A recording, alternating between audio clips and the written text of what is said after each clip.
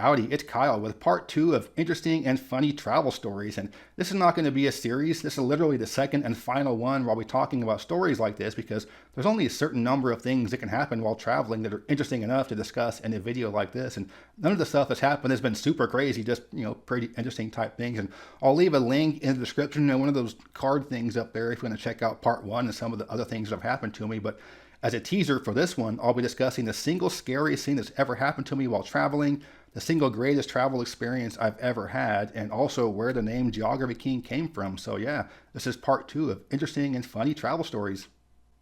This first one I want to talk about happened in a small town that I've discussed recently in a video, and that's Chadron, Nebraska, in the far northwest corner of the state.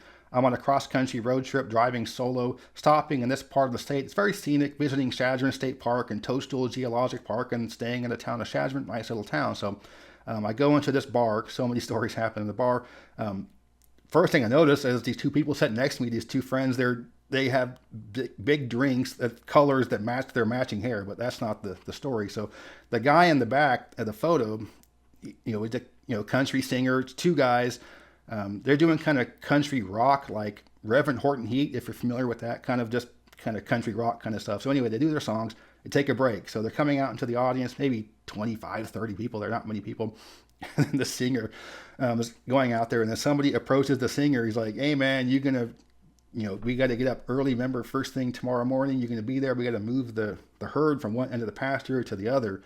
And the singer's like, oh my God, I forgot. What time? He goes like, 5 a.m. He's like, yeah, I'll be there. So here I am at this bar, and this country singer with a cowboy hat singing, he's actually a cowboy. So many of these country singers talking about riding horses, roping the cattle, all this this guy's actually legit. So if you want to hear a legit cowboy sing legit cowboy songs, check out this dude, Chadron, Nebraska. This next one happened in a small town in central Wyoming, not too far from Chadron, Nebraska. So I'm going into this cafe. It's lunchtime, and it's in a small town. So this place has a dining room on one side and a bar on the other side, but the bar is dark. It's only like noon or something. So the bar side's dark, but you can see a pool table and stuff in there. So I go in there, and of course, it's the middle of nowhere in Wyoming. So everyone does that. Who's this guy? Eventually, somebody tries to seat me, but they put me in the bar. Again, it's dark over there, so there's people talking, hanging out, eating their food over there. They put me in the bar. What do you want to drink? Coke, probably what it was. So they bring me a Coke. I'm sitting there forever. They never come back. Nobody ever comes back. I'm just sitting there in this half dark bar. I just end up getting up and walking out and leaving. So, I mean, this kind of stuff happens in central Wyoming and rural Idaho once you get away from the national parks and the interstates. I'm not sure why people are so against outsiders there. I mentioned a story in southeast Oregon in the previous video where a cop was kind of escorting us out of town.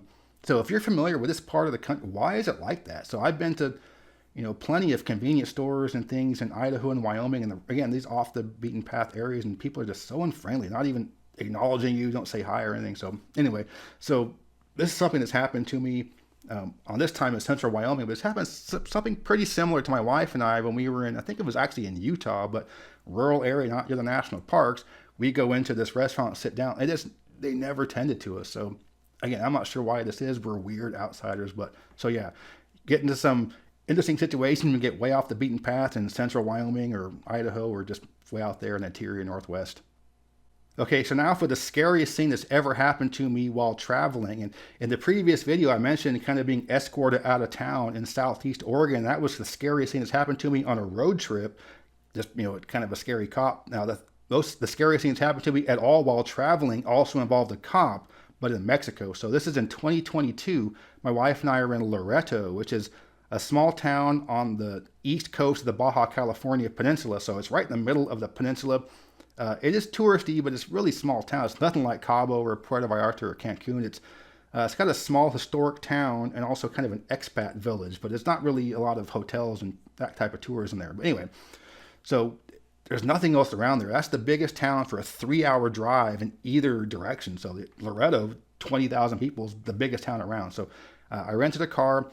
I wanted to see what was a way off the beaten path Mexican fishing village on Baja Peninsula, nowhere near either Cabo or Loreto or San Felipe, anything like that. So I go about an hour south of Loreto, So I'm heading towards Cabo, but still nowhere near it. And I pull off onto a dirt road that goes into a small fishing village. I can't remember the name of it. Maybe I'll put the name of it on there. But it was, again, about an hour south of Loreto.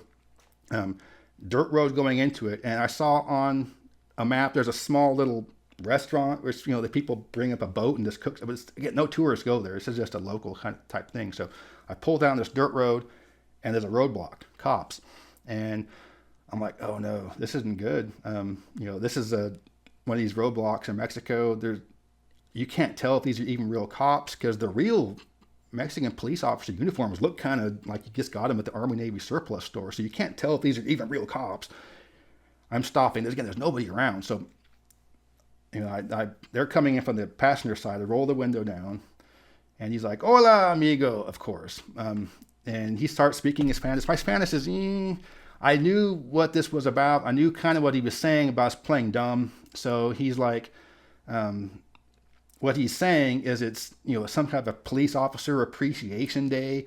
And, today's your lucky day. We're actually taking donations for the police. What do you got for us? I'm just like, okay, yo no hablo español. And he's, he keeps speaking more. He's trying to, explain it to me. I know what he's asking for a bribe, a mordida, but I mean, so eventually I'm playing dumb. He leans in, like way in from the passenger side, almost like to rub noses with me. He's like, donación por la policía. I mean, you can't play dumb on that. I'm like, okay. And he took my money. So I had the equivalent of $25 US, which is quite a bit actually for this small town. So he took my money. So, and I was like, I can't go into town now because when I come back, they're going to stop me again. I don't have any money left. So I just, made a U-turn and got out of there. And so that was all, that's awful, right? But the worst part about it is that as I was leaving, again, this is a tourist area.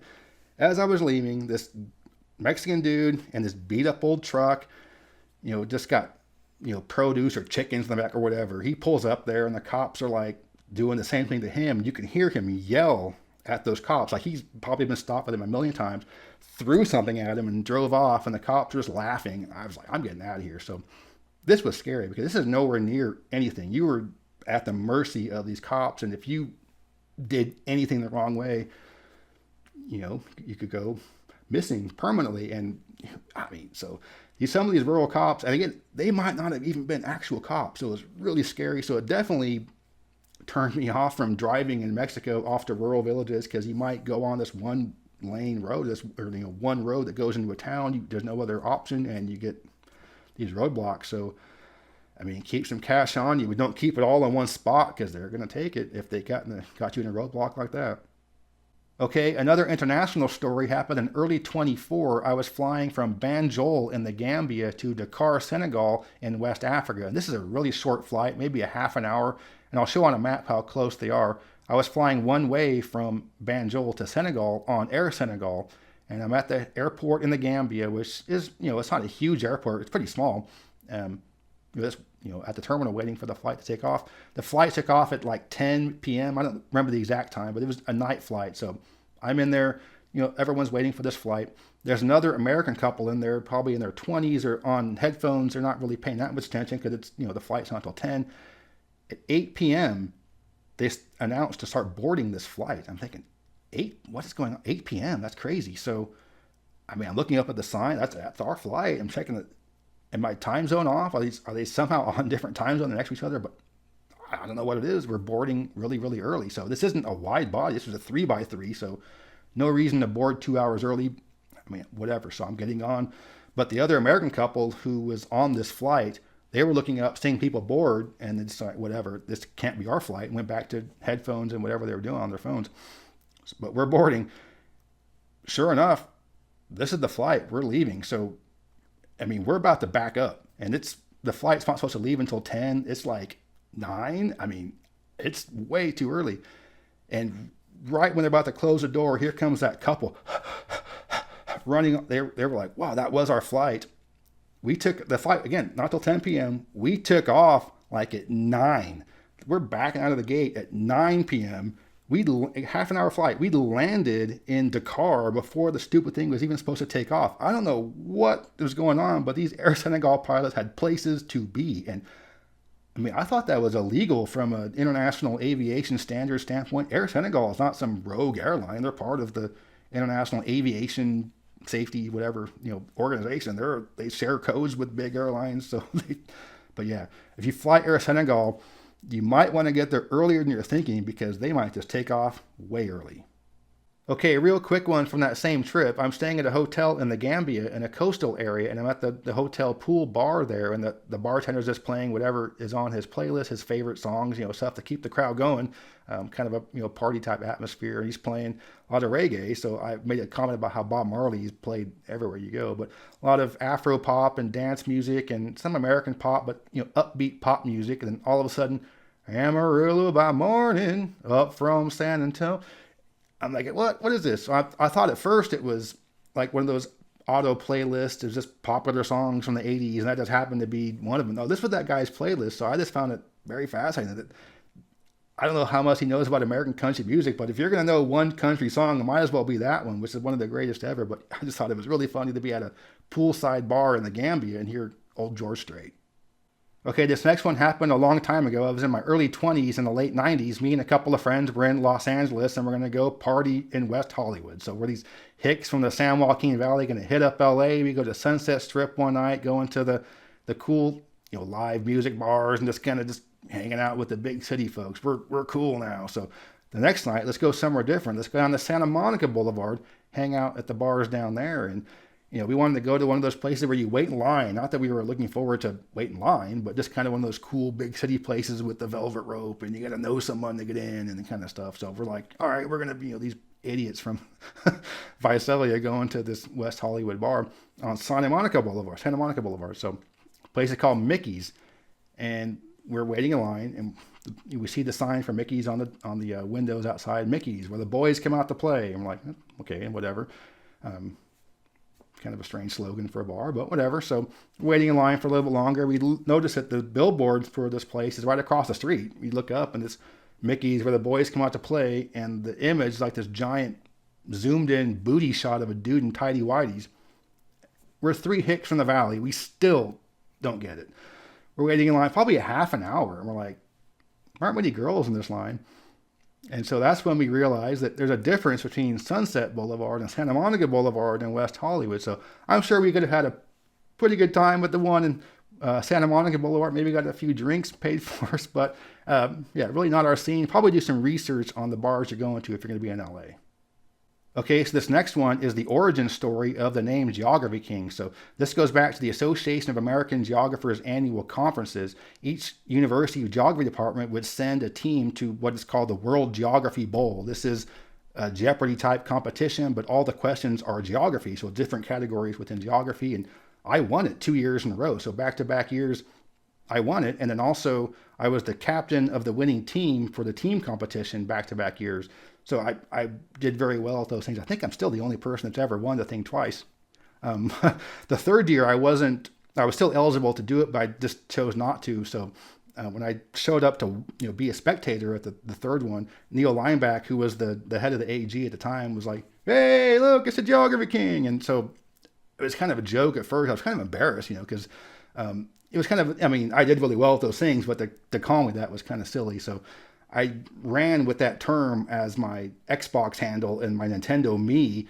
That's just a stupid name for an online gaming handle. So that's kind of where I kept the Geography King name going. And then when it became time for a channel, so many things were taken, I just went back to Geography King. So that's where it came from. It came from me being the back-to-back champion of the World Geography Bowl and the captain of the winning team for back-to-back Geography Bowls and the team competition. Okay, and this last story is perhaps the greatest travel experience I've had. And this goes back to West Africa very recently, December 24, when I was in Benin. And the country has about 14 million people, but the stilt village of Gambia has about 10,000 or so. And this is a very well-known place worldwide, the world's largest stilt village. And it's a spot where many tourists will take a boat, but the town or the village there are no roads, it's just all boats. It's mostly paddle boats, but they do have a main street, I guess you could say, where motor boats go through to carry supplies and things like that. But you do have a tourist boat that goes through a couple times a day where you sit in these boats with a cover, and I'll show a photo of what that looks like. And you go up 1 hour and back 1 hour. You stop at a little gift shop there, and if you do that, most of the tourists they don't like the people that just go through there and do that. They don't really spend much money, and only the guide in that boat really benefits anything. So, if you do that, you'll often see dirty looks. Sometimes people even splashing you with water. But so I didn't want to go there and do that. I wanted to visit this stilt village, but I mean, not just that touristy way. I really wanted to get back into the village and paddle some of the smaller roads, or roads, but the smaller pathways. So I contacted a guy who's from that village who does the boat tours. He does he's the motorboat tours. He holds the thing. Hello, we're looking over here. I contacted him and said, hey, I'd really like to paddle some of the other little waterways. You're not really allowed to do that. You can't just go there and show up and just paddle yourself around. You have to have a permit to get in there. So but I was like, I'm a canoeist. I know how to paddle. I'd love to be able to go back there and do that. He's like, that'd be great. I'd love to show you my village, because he's from there. So I go there and I get to paddle around this stilt village, things that no tourist gets to do. So few people do this in general, go to Gambia, but then nobody gets to paddle. And I just felt really, it was so cool to be able to do this. So he's showing me his whole village. He takes me to his mom's house. What an honor is that, though, too. He takes me to his mom's house, and but eventually he takes me to a school. This is where the story really is, where it gets magical for me. So he used to be a teacher at this school, and the sad reality is you can make more money as a tour guide than the teacher there. But so anyway, he takes me to the school he used to teach at, and I didn't know what was going on here. I'm like, a school? I felt kind of uncomfortable going to a school. That didn't seem like a normal thing to be doing. But he takes me in there, and he's like, hey, it's all in French too. He's like, hey, this is Kyle. And I didn't say anything about YouTube. I don't do that. I don't do that at all. So he's like, this is Kyle. He's an American. He's a geographer. He studies the world. And he's really excited to see this village. And he's going to talk to you guys right now. I'm like, am I? I didn't realize I was going to be talking to these kids. I was like, oh, what am I going to do here? It's all in French. I speak French, but so what I did, I'll show a little video of this after I discuss it, but I went into like teacher mode. I just went straight for chalk, drew a map of Africa, terrible map of Africa, but I drew the outlines of the countries and just asked the kids, hey, this is Benin. You guys know, I went across the continent. How many of the countries did they know? And as you can imagine, the ones that are close by, they all knew. You get farther and farther away, knew less of them. But here I am, I'm in this tiny stilt village in Benin doing a geography lesson with these kids. It was really cool. Probably the greatest experience I've ever had. So I'll show a little quick clip of me doing this.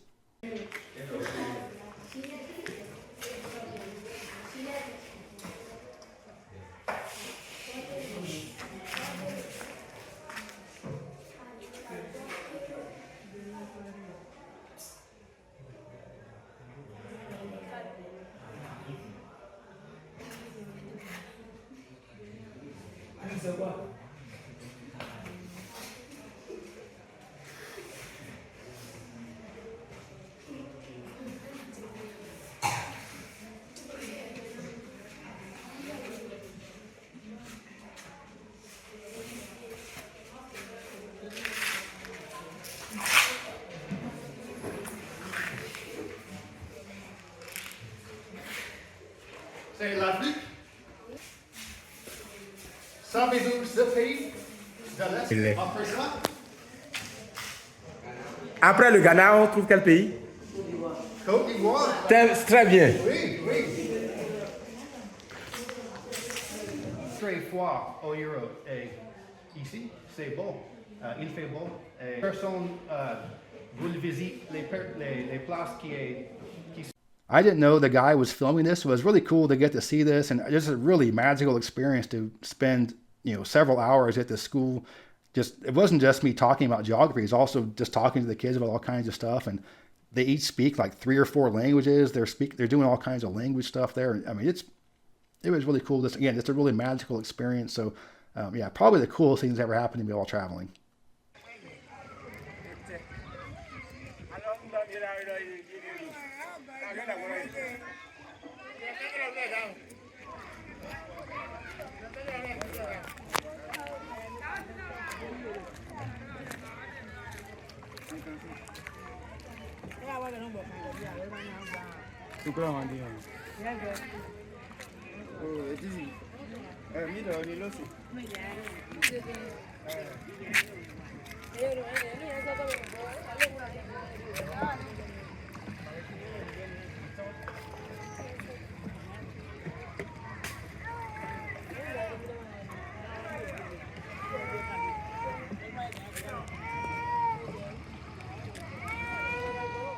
All right, so that was part 2 of interesting and funny travel stories. And again, this is going to be the last one like this. There are only so many things that can happen to you that are interesting enough. But if you enjoyed this video, please give me a thumbs up to let me know you approve, and subscribe to this channel if you're interested in learning more about geography from a nerd. But yeah, thanks for watching. Geography King signing out.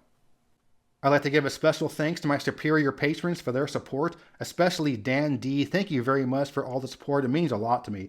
If you're interested in supporting the channel, you can check out my Patreon page. The link is in the description. As always, thank you very much.